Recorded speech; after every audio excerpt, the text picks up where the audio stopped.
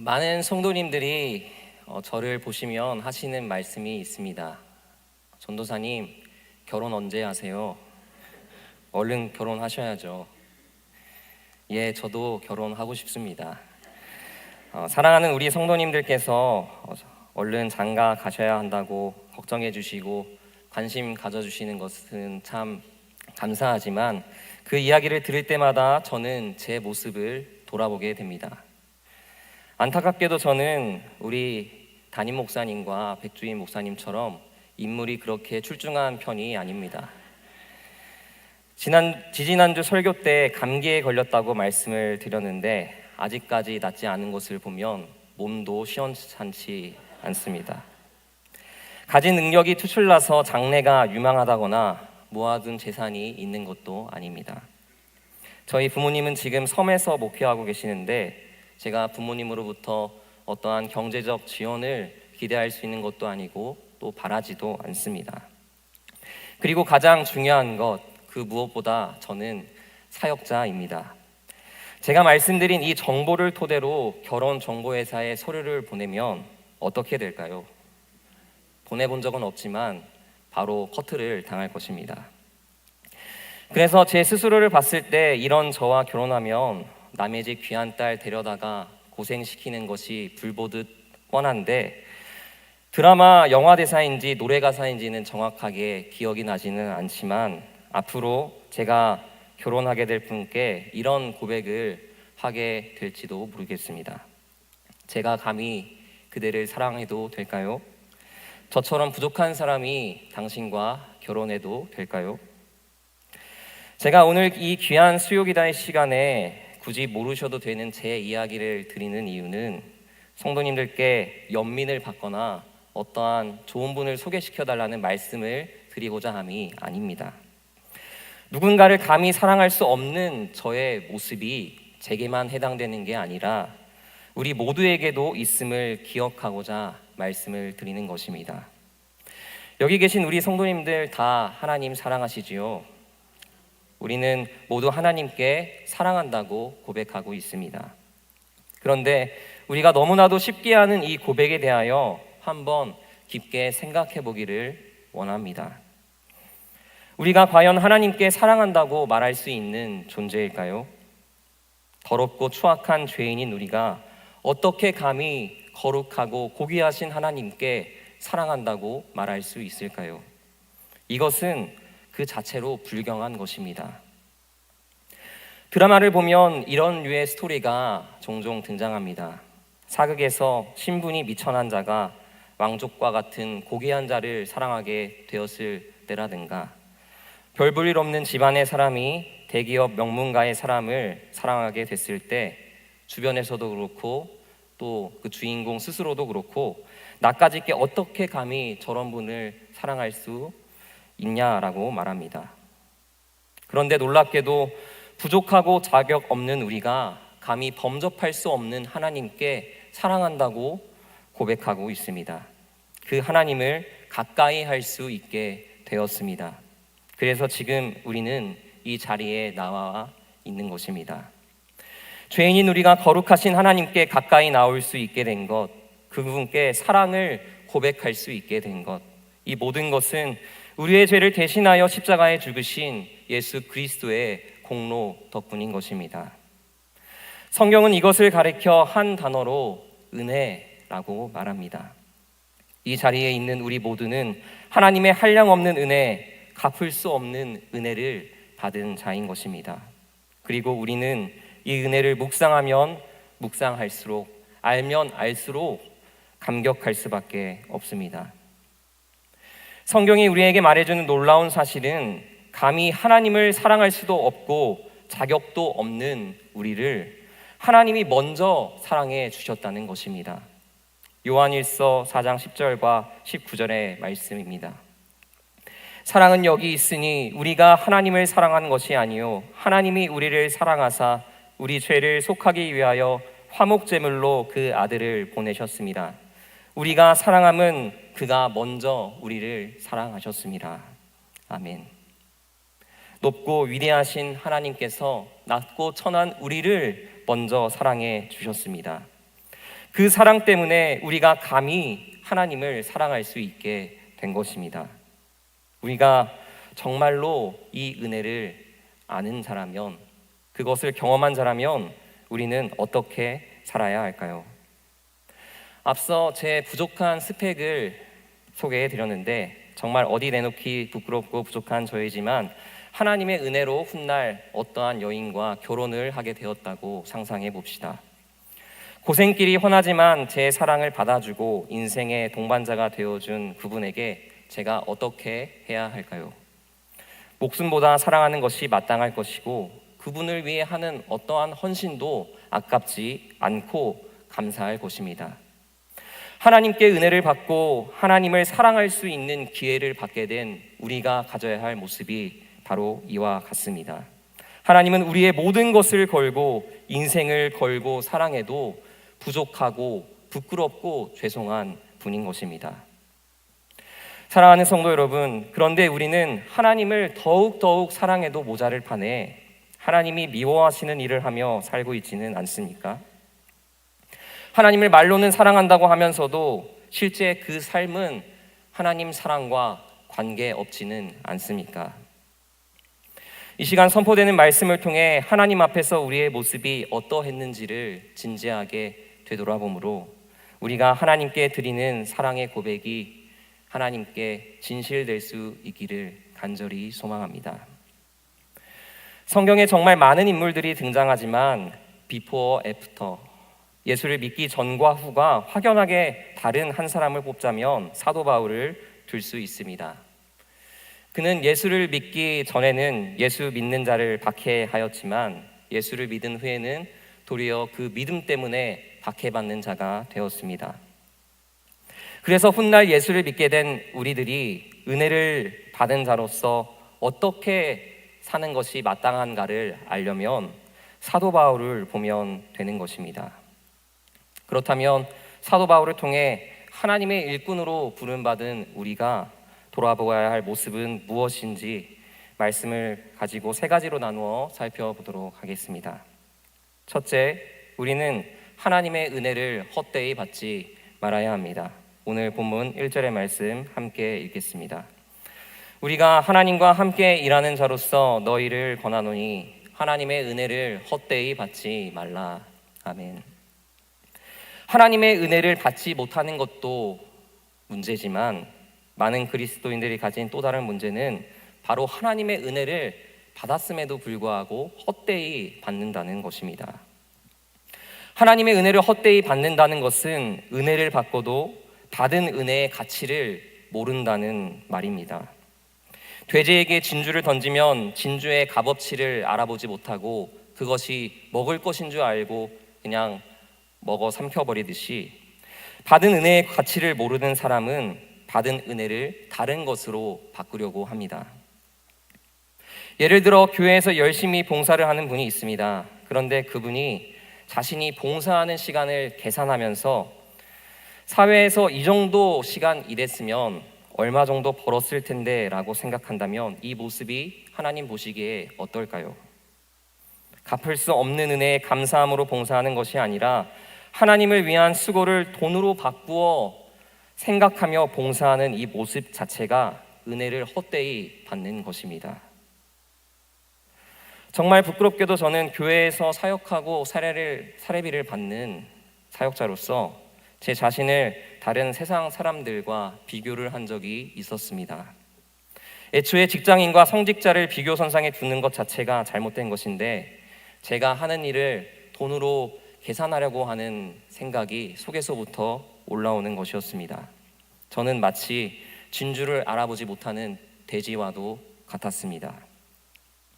그러나 아무런 자격 없는 죄인인 제가 하나님의 몸된 교회를 섬길 수 있게 되었다는 것 자체가 은혜요 영광이라는 것을 깨닫게 되면서 하나님의 일을 돈으로 계산하려고 했던 제 모습을 회개하였습니다.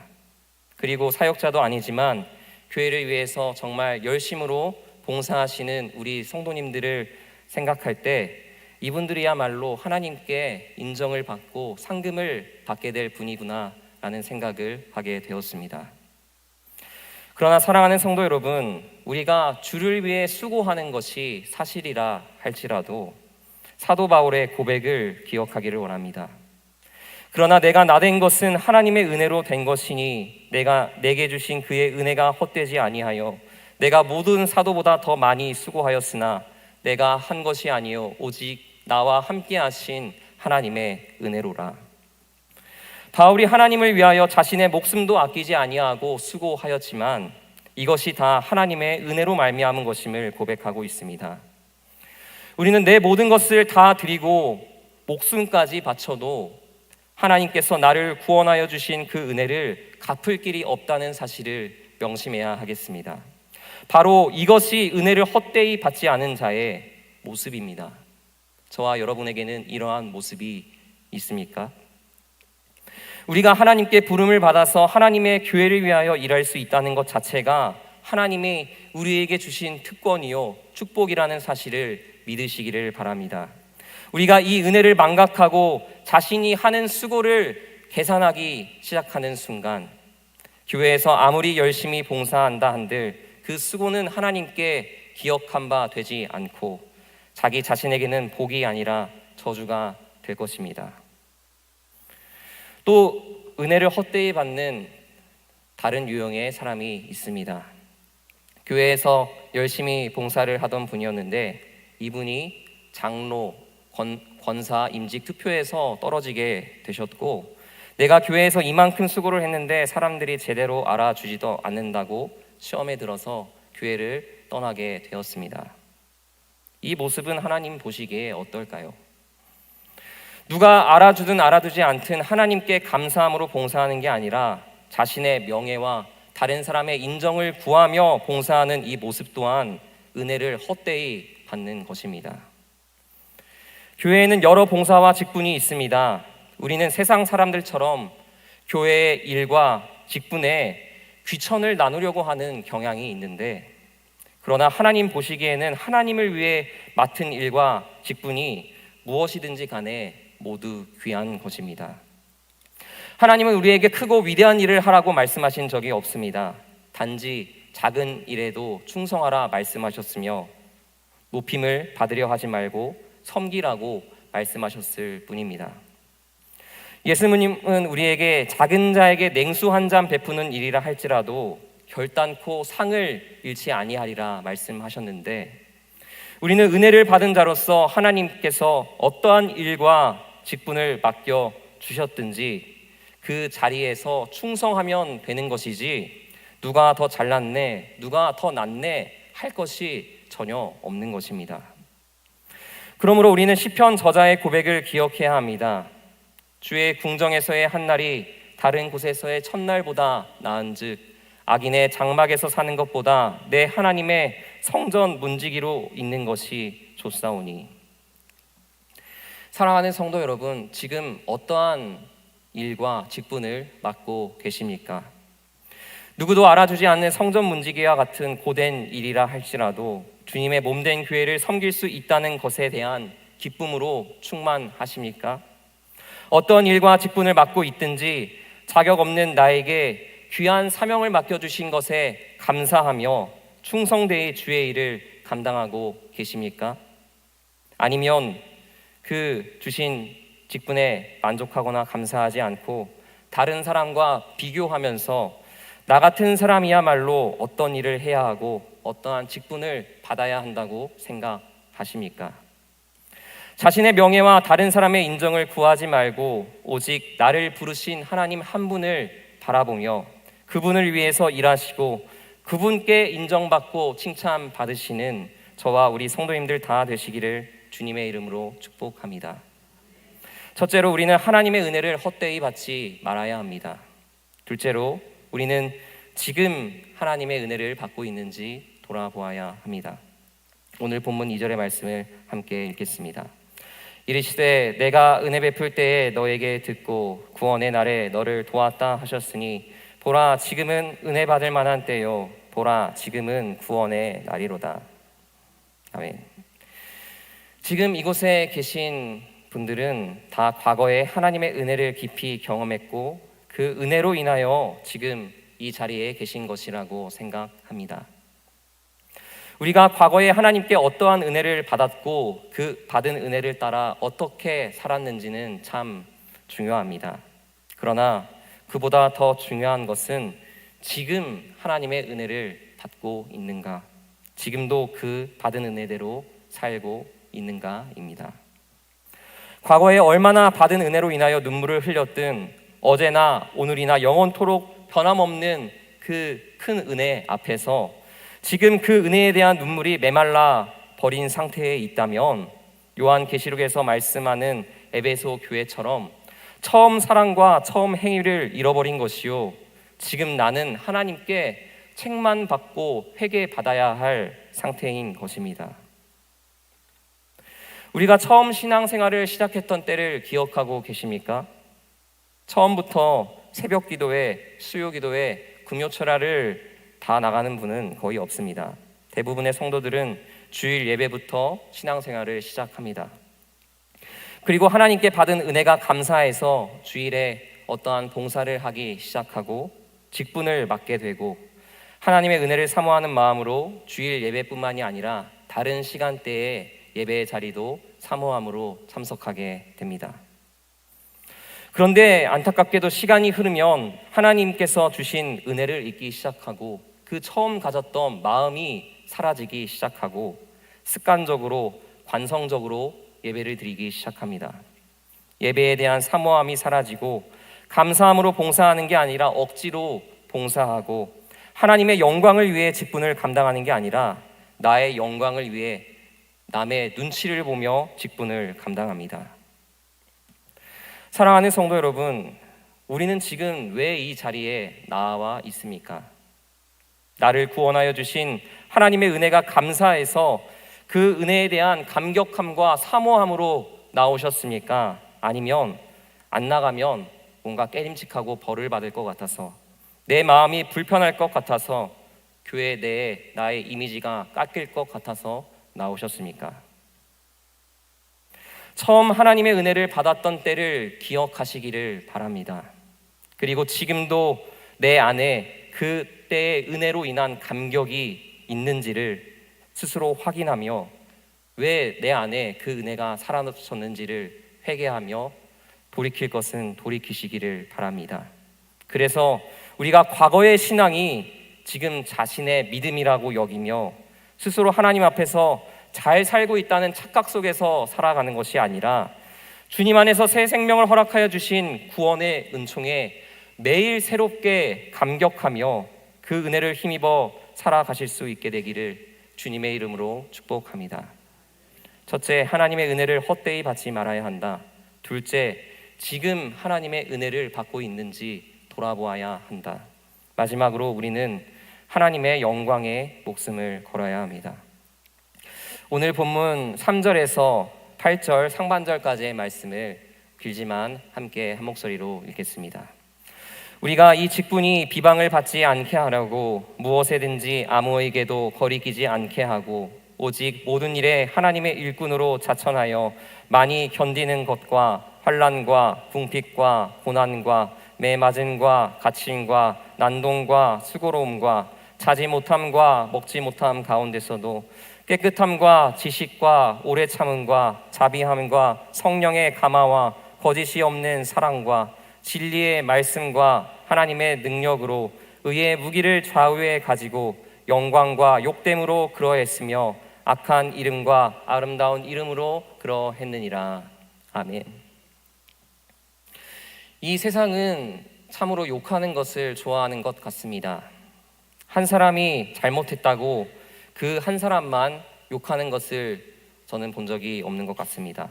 자녀가 잘못하면 그 부모까지도 욕하고, 군인이 잘못하면 군 전체를 욕하고, 사역자가 잘못하면 온 교회를 욕합니다. 그런데 욕하는 것을 좋아하는 것은 세상만이 아닙니다. 교회도 불완전한 사람들이 모이는 곳이다 보니 부족한 점들이 있을 수밖에 없는데, 교회 안에 어떠한 성도가 잘못하면 그 성도뿐만이 아니라 그 성도가 속한 기관까지도 비난하는 모습이 있지 않습니까? 그래서 이렇게 욕을 먹는 일이 많다 보니까 교회 일과 관련하여서 우리는 때로 이렇게 생각합니다. 내가 다른 사람에게 좋은 소리를 듣지도 못하는데 그 뭐가 두려워서 뭐가 그래서 봉사하나 안 하고 말지라고 이렇게 생각을 합니다. 그러나 다른 사람의 소리가 두려워서 선한 일을 하지 않는 것이 과연 하나님 보시기에 옳은가에 대해서 우리는 생각해 보아야 합니다. 사도 바울이 하나님을 위하여 선한 일을 할 때 많은 어려움이 있었습니다. 믿지 않는 사람들로부터의 박해만 있었던 것이 아니라 교회 안에서 성도들로부터 때로 욕을 먹고 반감을 사며 사도라는 직분까지 의심을 받기도 했었습니다. 그래서 8절에 영광과 욕됨으로 그러했으며 악한 이름과 아름다운 이름으로 그러했다라고 말하는데, 쉽게 말하면 바울이 하나님의 일을 감당하면서 칭찬을 받았던 것만이 아니라 동시에 욕을 먹기도 했다는 것입니다. 그러나 바울이 중요하게 여겼던 것은 자신이 사람들로부터 어떠한 평가를 받는가가 아니었습니다. 3절부터 8절의 말씀을 정리하면 바울은 자기 자신이 아니라 맡은 직분이 비방을 받지 않기 위하여서 조심하였습니다. 아무에게나 거리낌이 없도록 행동하였으며 모든 고난과 수고를 감내하였고 사랑과 말씀으로 사명을 감당하였는데, 바울은 자신에게 직분을 허락하여 주신 하나님의 이름에 누가 되지 않기 위하여서 목숨도 아끼지 않은 것입니다. 사랑하는 성도 여러분, 목회자의 직분뿐만 아니라 각 성도들이 받은 직분은 결코 가벼이 생각할 것이 아닙니다. 하나님께서 자신의 교회를 위하여 자신의 이름을 걸고 우리에게 맡기신 사명이기 때문입니다. 그러므로 우리가 생각해야 할 것은 하나님의 일을 하면서 내가 다른 사람들로부터 욕을 먹을 것을 걱정할 것이 아니라 내가 혹여나 하나님의 영광을 가리지 않을까를 걱정해야 하는 것입니다. 우리는 하나님의 영광을 위하여 어디까지 참고 있습니까? 다른 사람이 뭐라고 하든지 하나님의 일을 함에 있어서 하나님 앞에서 떳떳하시다면 주눅 드실 필요 없고 자부심을 가지시기를 바랍니다. 다른 사람의 소리가 두렵다고 선한 일을 멈추지 마시고 하나님의 영광을 위하여서 그 어떠한 수고도 기꺼이 감내하시기를 바랍니다. 우리가 하나님의 영광을 위하여 목숨을 걸 때 하나님이 우리를 통해 영광을 받으시고 우리에게는 칭찬과 존귀와 명성을 얻게 하실 것입니다. 하나님의 일꾼으로 부름받으신 성도 여러분, 우리가 받은 은혜는 도무지 갚을 길이 없습니다. 우리가 1000번을 다시 태어나 1000번을 하나님을 위해 모두 다 산다 할지라도 갚을 수 없는 은혜입니다. 하나님의 은혜를 헛되이 받지 마시고 지금 그 은혜를 받고 살고 있는지를 돌아보시며 하나님의 영광을 위하여 목숨을 거심으로 우리 한 사람 한 사람을 통하여서 우리 제일 영광교회가 더욱더 든든히 세워지게 되고 앞으로 하나님께서 기뻐하시는 일들을 더욱더 힘있게 감당할 수 있게 되기를 간절히 소망합니다. 하나님께서 우리에게 주신 그 사랑에 힘입어서 하나님의 일꾼이라는 직분을 앞으로도 주님이 다시 부르실 그날까지 끝까지 감당하시며 살아가실 수 있는 저와 우리 성도님이 다 되시기를 주님의 이름으로 축복합니다.